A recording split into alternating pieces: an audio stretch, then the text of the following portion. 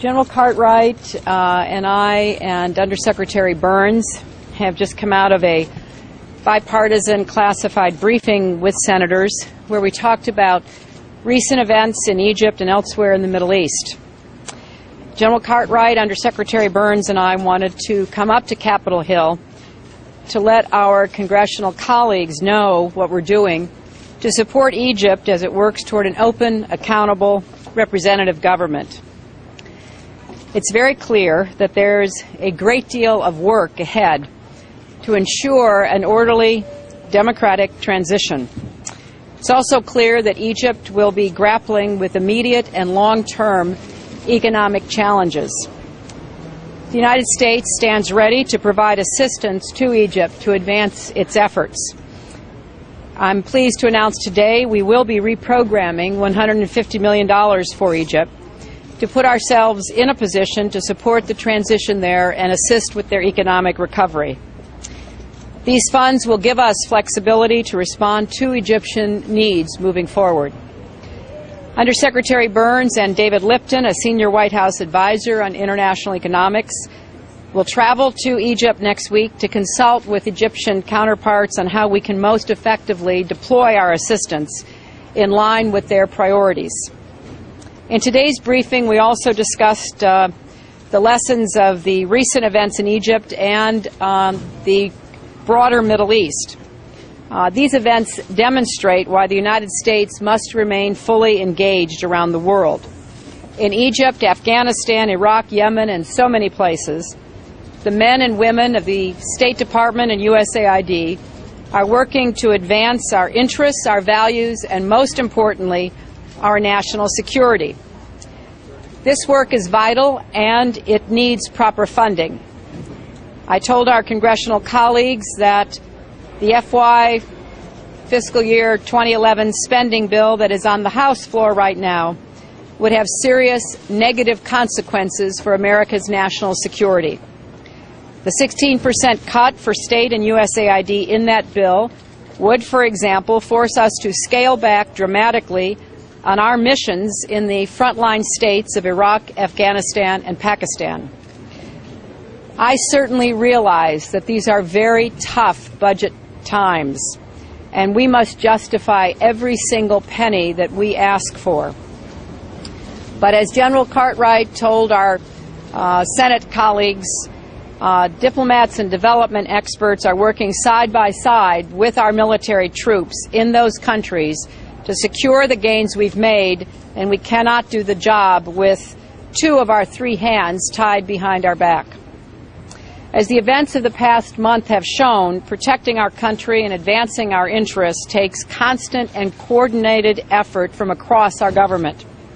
Congress is a crucial partner in this work, and I look forward to continuing to work with our colleagues here to continue strengthening America's national security. Everybody sees the soldier out there in Iraq and Afghanistan. But with every soldier, there is an element associated with either the State Department, our diplomatic corps, USAID, and they're absolutely essential. And as we make the transition in Iraq, even more essential to not lose all of the gains and all of the treasure that we have sacrificed by not recognizing that mission is going to be picked up by the civilians, and it must be resourced. Because as we have said repeatedly, the United States strongly opposes the use of violence and strongly supports reform that moves toward democratic institution building and economic openness. I called my counterpart in Bahrain this morning and directly conveyed our deep concerns about the actions of the security forces. And I emphasized how important it was that given that there will be both funerals and prayers tomorrow, that not be marred by violence. I stressed the need to seriously engage all sectors of society in a constructive, consultative dialogue to meet the way forward in accordance with the aspirations of the people. And there have been reform steps taken, which we want to see continue. We want to see strengthened. We believe that all people have universal rights, including the right to peaceful assembly. And Bahrain is a friend and an ally, and has been for many years. And while all governments have a responsibility to provide citizens with security and stability, we call on restraint. We call on restraint from the government to keep its commitment to hold accountable those who have utilized excessive force against peaceful demonstrators, and we urge a return to a process that will result in real meaningful changes for the people there.